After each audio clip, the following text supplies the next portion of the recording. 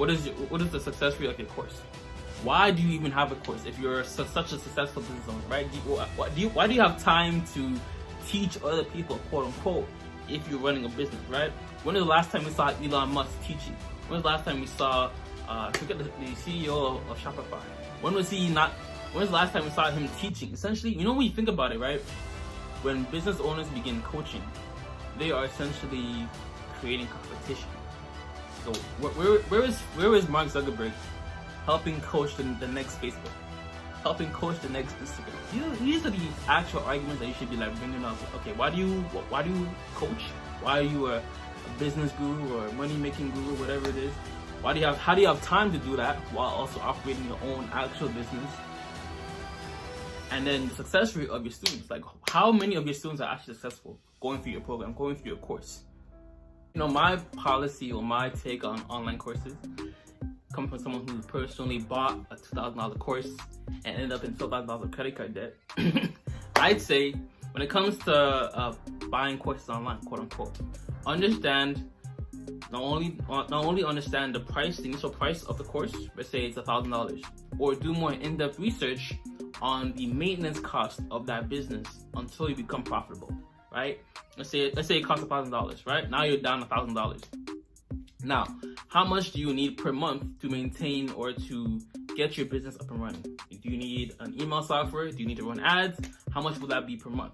And then times that, let's say by the next 6 months. Let's say if you can keep that pace for the next 6 months, then you can sustain yourself until that business starts making you money. But what I found for myself, and it seems to be a lot of people, is they might take out a loan or they might go into credit card debt for the hope of potential profits. You do not go into debt, loan, credit, whatever, or borrow money for a business you haven't even started yet and that you hope or that you think will make you money. You apply credit, loan, or whatever, borrow money, whatever it is, when the business is already making you money profitably. When you bootstrapped it, you used your own money, own personal savings, or the money from your 9-to-5 job to fund it. Again, let me reiterate, for the people in the back, use your own money or personal savings to buy these courses or to fund the business until it becomes profitable. Then, only then, once you've had monthly profits, do you add credit or loan or whatever it is. Honestly, if you follow that framework, you'll be good. If Warren Buffett's selling a course, go buy Warren Buffett's course, but he doesn't. If Warren Buffett was fucking born in anything before Instead, like 1980s, we have Dan Locke selling a course. Right here again, because he does not have the time to deal with customer service, refunds, all this stuff, right? He's focused on his main business. That should have been the argument right there. Warren Buffett is too focused on his actual investing, his hedge fund, whatever it is, to be worried about coaching, teaching other people, right? I feel personally, if a business owner or entrepreneur has not been making, let's say, $10,000 per month for the past 10 years, you should not be teaching. You are too busy trying to maintain and achieve a certain level of income to be coaching and teaching other people, right? It's one thing for me to have a successful YouTube channel. Let's say I'm making $100K per year for the past 2 years, right? But that can disappear in the blink of an eye. You have not created enough backlog of videos, or perhaps you have not established yourself enough as a creator to start teaching other people. Someone's making 100K per year for 2 years on YouTube compared to someone's making 100K per year for 10 years on YouTube. Who would you rather listen to? And who would be more inclined to teach you about the ups and downs of that business? Again, the argument should have been, if you are running such a successful business on your own, why teach? Why bother yourself with customer service? That should have been the pain point. Instead, we have Kevin David plagiarizing people. Claiming to be expert. Hey, watch this. Yo, hey, I agree with that. Right.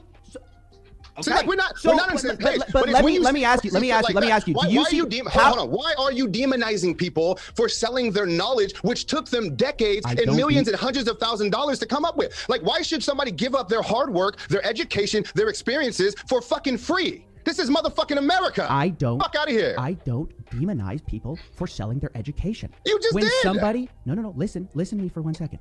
When somebody sells their education and they wrap it around a pretty little dream that's not going to happen for people, because the way you become a successful piano player. Hey, remind me to never buy a fucking mindset course from you. Listen to what the fuck you just said. When you wrap it in a bow and you sell a dream that's never going to happen for people, this is who y'all follow? You know, there's a very fine line between realism and being opportunistic. Funny thing about like business, making money online stuff is that you never quite know if the program is at fault or yourself. Why do I say that? Let's say you take an addiction program, right? So you take an addiction program. You know right away whether or not the program works for you or doesn't. Straight up, right?